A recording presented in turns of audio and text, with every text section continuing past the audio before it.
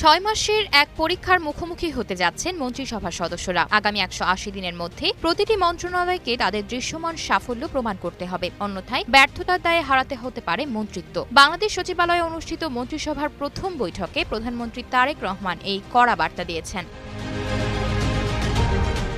সচিবালয়ে অনুষ্ঠিত মন্ত্রিসভার বৈঠকে সরকারের সর্বোচ্চ পর্যায় থেকে আসা এই নির্দেশনায় স্পষ্ট করে দেওয়া হয়েছে যে নির্ধারিত সময়ের মধ্যে লক্ষ্যমাত্রা অর্জনে ব্যর্থ হলে বা কোনো ধরনের গাফিলতি প্রমাণিত হলে পদ থেকে সরিয়ে দেওয়া হবে সংশ্লিষ্ট মন্ত্রী বা প্রতিমন্ত্রীকে। মূলত সরকারের কাজে গতিশীলতা ও জবাবদিহিতা নিশ্চিত করতেই এই ৬ মাস বা ১৮০ দিনের আলটিমেটাম দেওয়া হয়েছে। এই সময়সীমাকে সামনে রেখে প্রতিটি মন্ত্রণালয়কে দ্রুত একটি সুনির্দিষ্ট কর্মপরিকল্পনা তৈরির নির্দেশ দেওয়া হয়েছে। প্রধানমন্ত্রী নিজে এই পরিকল্পনাগুলো তদারকি করবেন এবং মন্ত্রীদের কাজের গতি ও সততার বিষয়টি সরাসরি পর্যবেক্ষণ করবেন। বিশেষ করে দেশের আইন শৃঙ্খলা পরিস্থিতি দ্রুত উন্নতি ঘটানোকে এই মুহূর্তে সরকারের সবচেয়ে বড় চ্যালেঞ্জ হিসেবে দেখা হচ্ছে। পাশাপাশি আসন্ন রমজানকে কেন্দ্র করে নিত্যপণ্যের বাজার নিয়ন্ত্রণ এবং সরবরাহ স্বাভাবিক রাখার উপর বিশেষ গুরুত্বারোপ করা হয়েছে। এমনকি সেহরি ও ইফতারের সময় যাতে নিরবচ্ছিন্ন বিদ্যুৎ সেবা নিশ্চিত থাকে সে বিষয়েও কঠোর নির্দেশনা দেওয়া হয়েছে।